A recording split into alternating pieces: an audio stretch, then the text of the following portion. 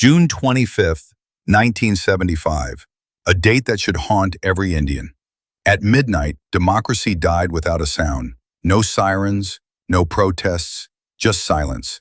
The Constitution was bent, Parliament was bypassed, and the people were gagged.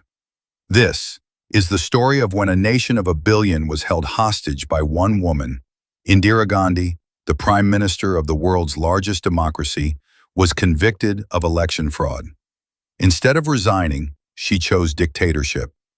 Using Article 352 of the Constitution, she declared a national emergency, citing internal disturbance. What followed wasn't governance, it was control. Indira Gandhi became the law. The police became the enforcers. The people became prisoners. No court could question her. No press could expose her. No voice could rise against her. And if it did, it was silenced. By dawn of June 26th, opposition leaders were dragged from their homes. J.P. Narayan, Morarji Desai, Atal Bihari Vajpayee, all jailed without trial.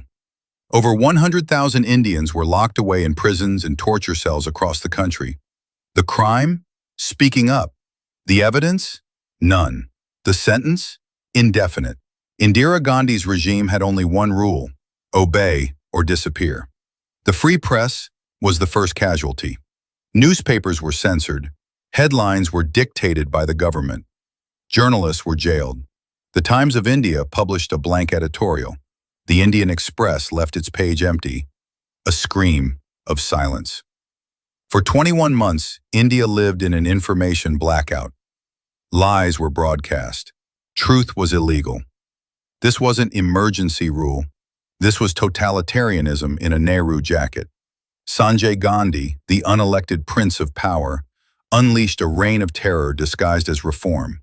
Over 6 million forced sterilizations.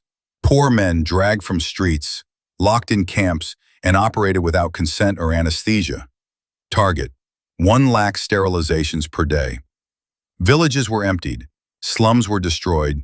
Entire communities wiped out, not by war, but by policy. These were not programs.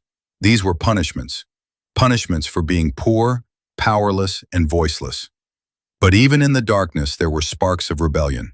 Underground newspapers, illegal pamphlets, whispers in jail cells. The people refused to be broken. George Fernandez planned bombings against railway lines to protest. J.P. Narayan, though sick and aged, led a moral revolution from his prison cell. Youth, students, workers, everyone rose up. India had been caged, but its soul still roared. In January 1977, Indira Gandhi, confident of her control, called for elections. What followed shocked the world. The people, once silent, spoke through ballots. Indira Gandhi lost. The Janata Party won. And India, after 21 months of darkness, breathed again. The emergency was over, but the damage was forever.